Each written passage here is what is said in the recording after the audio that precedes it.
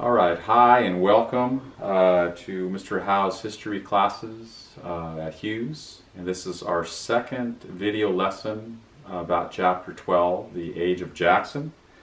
And about 100 of you guys already tuned in to watch the first lesson on Chapter 12, Section 1. So it's good to see you guys checking in. Today, most of what we talk about is going to be about Chapter 12, Section 2, regarding President Jackson and Congress's work with the Native Americans and how that had a lot of problematic things with it. But the first thing I'd like to do with you is to go over, I sent home through attachments on School Loop, a reading about the elections of 1824 and 1828. And there was a couple of electoral maps that I was hoping that you would fill out and show me that you have an understanding about how the electoral vote went in those two elections.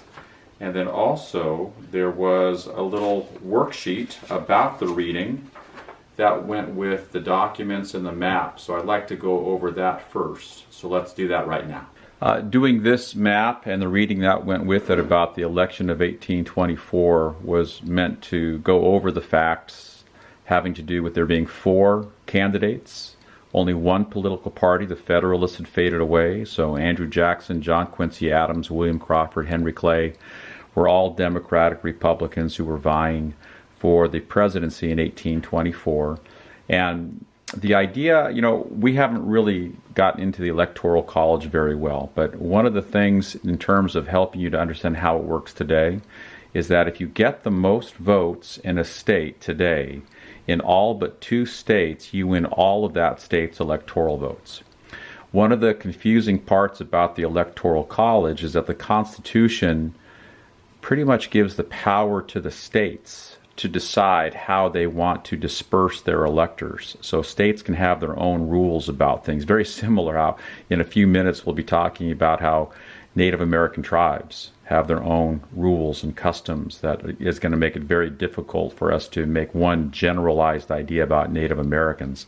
But the same is true about the Electoral College, because the states basically can decide how they want to disperse their electors. So when you take a look at all the states here and how they voted, you'll notice that some states still allowed for divided electors. For Delaware had 1 elector that voted for Adams, and then 2 electors that voted for Crawford, and a couple of others. New York had electors that voted for at least 1 for each of the 4 candidates. So on your map, you're supposed to have 4 different colors for the candidates. And you'll notice states will have more than 1 color. Like look at Louisiana, how most of them were Andrew Jackson electors, but some of the electors chosen voted for John Quincy Adams. New York was almost all, the red color there indicates that most of the electors voted for John Quincy Adams, but there's a couple of electors who voted for Clay, for Crawford, and I have a little bit of red right there for New York to show that 1 elector even voted for Jackson. So that's how this electoral map looked in 1824. And as we talked about, with 4 candidates receiving electors, no one got the magic number of 131. So this is the election that went to the House of Representatives, and the House voted for John Quincy Adams. And of course, we already talked about the so-called corrupt bargain that the Jackson people accused John Quincy Adams of making that deal with Henry Clay in the House to get himself elected president, and then Henry Clay, Secretary of State, and so on. And then we have the electoral vote for the election of 1828, and Jackson is able to exact his revenge on John Quincy Adams. You can see the blue color now is most of the country supported Jackson. Most of the John Quincy Adams supporters were in the northern New England states. Makes sense because that's where John Quincy Adams was from. And it's a landslide election. Andrew Jackson got far more that he needed to get in order to get himself elected president. So the election of 1828 is the official opening of the presidency of Jackson and the era of Jackson. So here are the answers to the questions that go with the reading and the maps. And so first of all, take a look at the answers. One of the things I forgot to remind you about when we were looking at the maps is that obviously with a video lesson, if there was something on your map that needed to be fixed or corrected, feel free to pause at any time so that you can fix something, correct something. If there was something you couldn't figure out, you're allowed to go ahead and make it right by looking at this video. Same thing with this. If you weren't able to find some of these answers, or some of these answers, or you wrote the wrong answers down, of course you can correct them. So take a look at numbers 1 through 15 for the questions on the election of 1824, and this would be a great time to pause the video so that you could write down some of the correct answers if you got some of the answers wrong. Okay, now take a look at the questions on the election of 1828, and once again, this would be a great time to pause and to correct your answers, and if you have something wrong, you can fix it. If it was an answer that you couldn't find, you can go ahead and fill it in. So let's take a look now at some of the stuff that's in the chapter. If you look at the first page of the section 2, it starts off talking about Sequoyah, who was a Cherokee Indian that actually developed an alphabet. Think about that. Could you develop an alphabet? But Sequoyah invented an alphabet system for the Cherokee language and published a newspaper. And sure enough, that's where we get the name of those trees in California. We use a different spelling than it's in the book, but his name is kind of immortalized by having his name used for the famous redwood trees that are in California and in the Northwest mainly. But if you take a look at the rest of that page, I think the point of this is just trying to show you that a lot of the Indians had assimilated, and if anything, the Cherokee are a great example of a Native American group that was trying to be, quote, American, and adopted a lot of American ways. So that's what I think the point of understanding Sequoyah is all about, and the Cherokee Indians. And it does mention the 5 civilized tribes, the Cherokee, the Chickasaw, the Choctaw Creek and Seminole Indians, who had a lot of characteristics that were similar. They were from the same geographic area, so they developed their cultures very similarly. And then it goes on. There's a great little inset that shows the Cherokee people today and talks about a very interesting woman with a very interesting last name, Wilma Mankiller. I thought that was kind of interesting. So it's just kind of show you the Indians aren't people of the past. Native Americans are people today that, just like anybody else, wants to appreciate and celebrate and preserve their heritage. Then there's a section about Jackson's removal policy, and if you turn the page and look at that map that's titled Removal of Native Americans, remember this map and remember this page, because one of the things you're going to be doing is I'm going to send home a map soon that has this page, is the page you're going to be using for a lot of your research.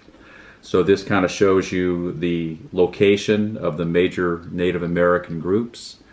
And notice that it wasn't just the southeast. If you look at the top of that map, it shows you Indian groups from what they called the Northwest Territory at the time, which would be the states of Michigan and Illinois, Wisconsin, Iowa. A lot of those Native Americans were also forced off their lands and moved to Oklahoma. It shows one of the misunderstandings about Native Americans is that Native Americans, they're all the same. Well, that's like saying Europeans are all the same. That's not quite true. They have different languages, different cultures, different customs, different religions. So I think we're kind of overgeneralizing with the Native Americans when we say, all Native Americans are the same, and that's really not the right thing to do.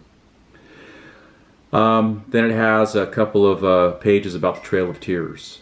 And I'd like you to focus on, there's a Voice from the Past section, which is about primary sources and what people who were there at the time wrote. And I want to kind of highlight that voice from the past that says, "Murder is murder." This is a quote by John G. Burnett, who was a soldier who was responsible for forcing and escorting the Indians on this famous Trail of Tears.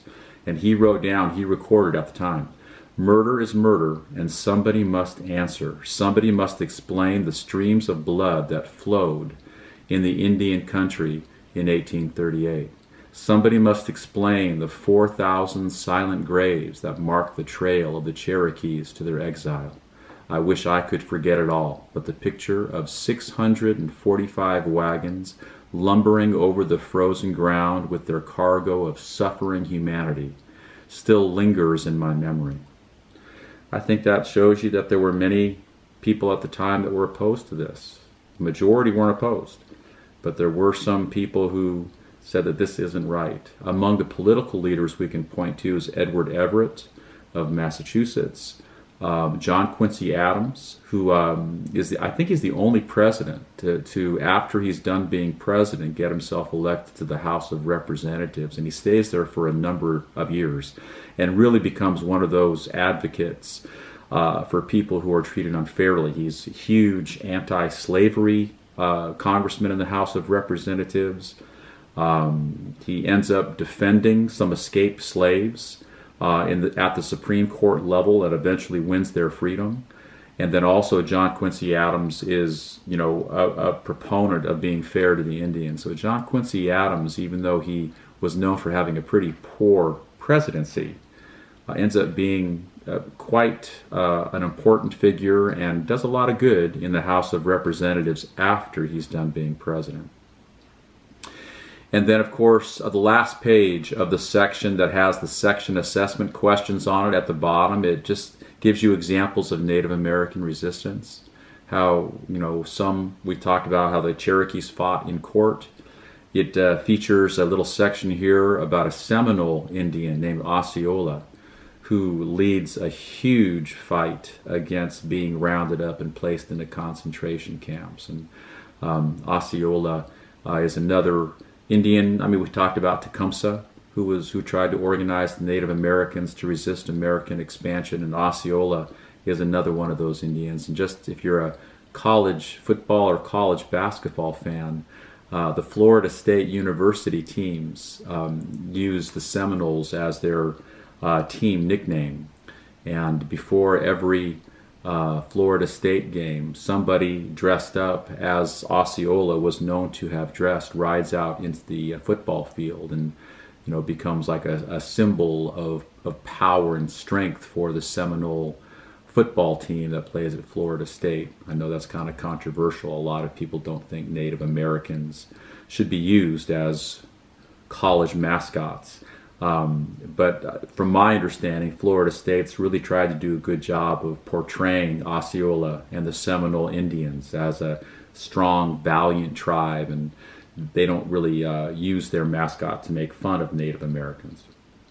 And then, of course, you get to the section assessment and terms and names, main ideas, and let's go over all of those now. All right, so now that we've gone through the textbook pictures and some of the main points inside of Chapter 12, Section 2, which the questions are on page 378, let's take a look at the terms and names that you were supposed to look up. And you can see over here the terms and names: Sequoyah, the guy that we saw the picture of, the painting of, that invented the Cherokee writing system, kind of illustrative of how the Cherokee, being called one of the 5 civilized tribes that really tried to assimilate to American culture, creating a writing system. Most Native American groups in North or South America did not have a writing system for their language, so Sequoyah invented one for the Cherokee language. One of the big topics of this chapter, the Indian Removal Act. Sounds kind of sinister, like the Indian Termination Act, but it wasn't really a policy of termination, but it was a policy of relocation.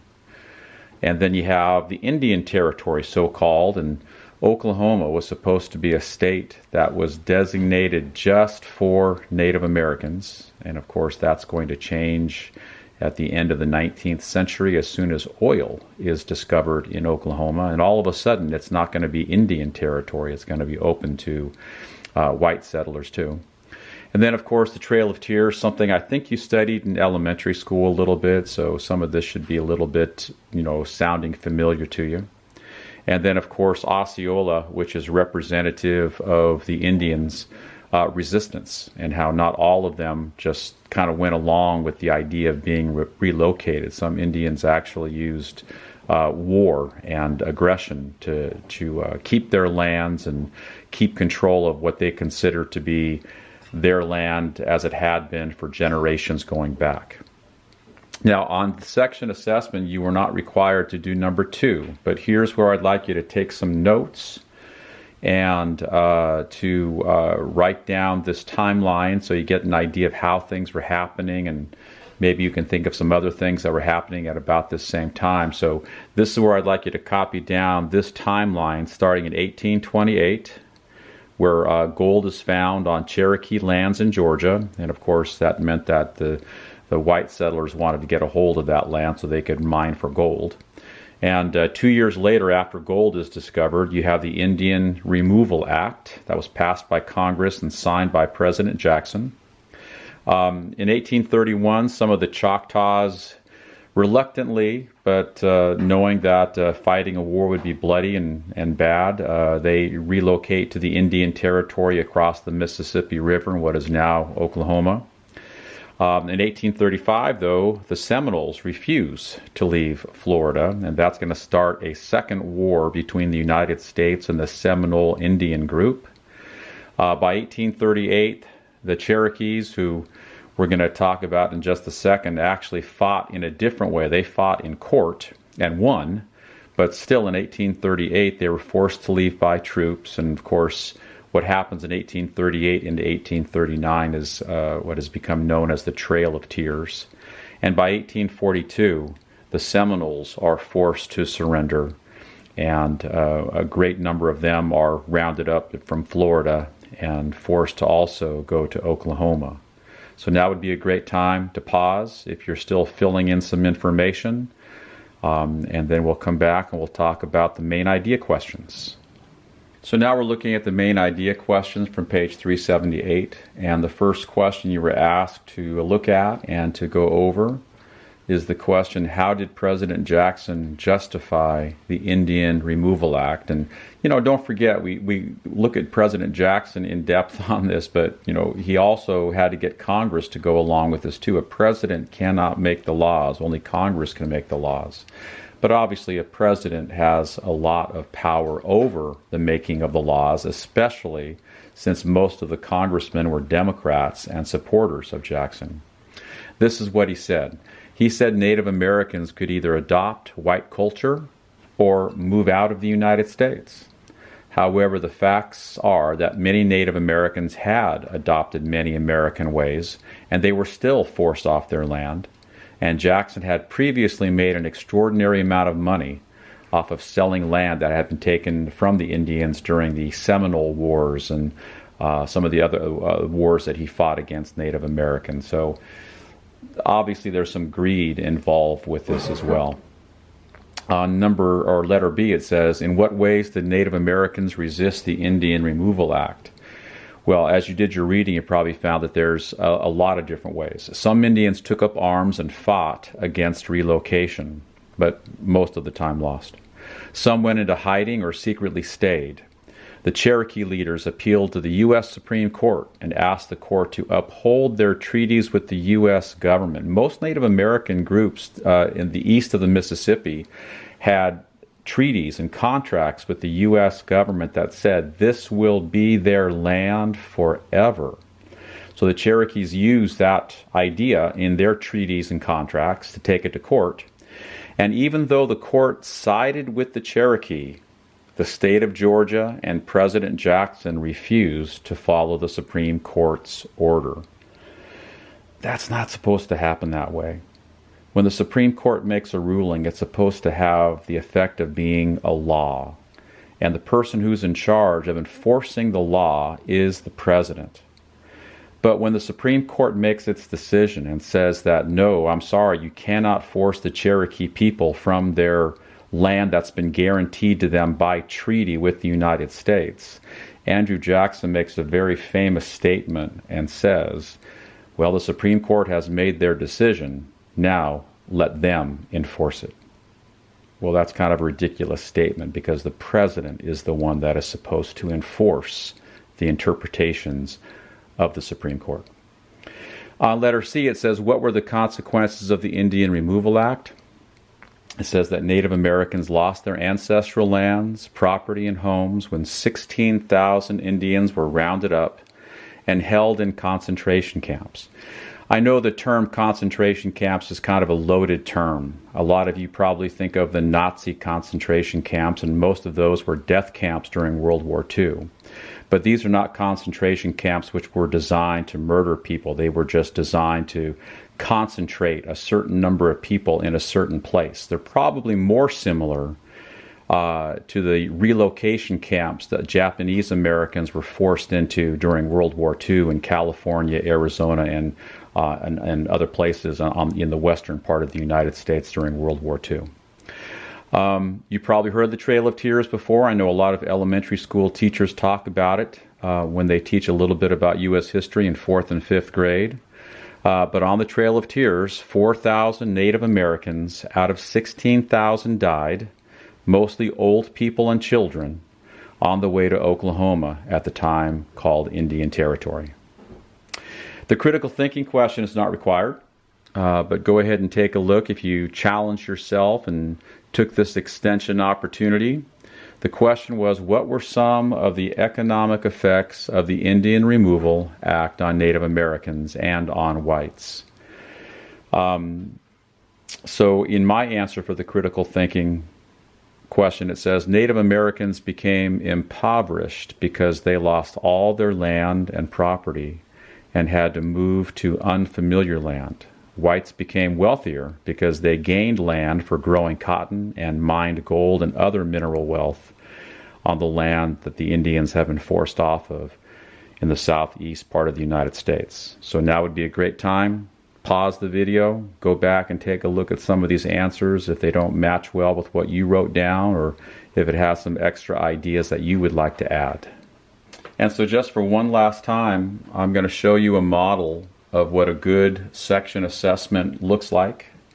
If you're in periods 1, 3, and 4, you've been doing this all year long, so you know what a good section assessment looks like. But just for one last time, I'd like to show the students, especially in periods 2 and 7, who are doing section assessments at home for the first time, what a good section assessment looks like. And so notice how the terms and names have been highlighted, and it has at least a one-sentence definition behind it.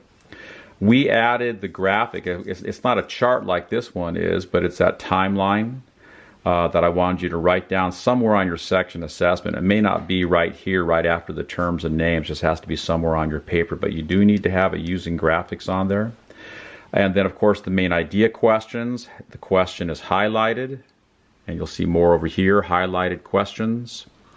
And then also notice, it really impresses me when I can see extra notes that are added in the margin area that show me that you're not only doing your work, but you're also adding some extra ideas that are not necessarily in the book, but are part of my answers and part of our discussion.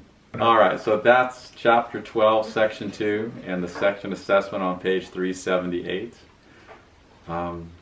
It's one of those things, it does make Andrew Jackson look like a very controversial president. There's a couple of points you can say that his treatment of Native Americans was pretty rough. Don't forget, Congress has to be involved with this too. You can't just blame President Jackson, because a lot of Democrats in Congress were going along with what he wanted to do as far as his Indian policy. A lot of students might notice, hey, wait a second, if the Trail of Tears happened in 1838 into 1839, Jackson was already done being president. Van Buren was the new president. But don't forget that the actions of the Trail of Tears started about 8 years before with the Indian Removal Act in 1830. So it just took a lot of time to get the army organized, to force the Indians off their land, to get the camps organized. And so it didn't happen until Van Buren's administration after 8 years of Jackson. So another thing is it shows the amount of presidential power that Andrew Jackson was accumulating as the president. Because today, if the Supreme Court says do this and the president doesn't do it, that would be an impeachable offense.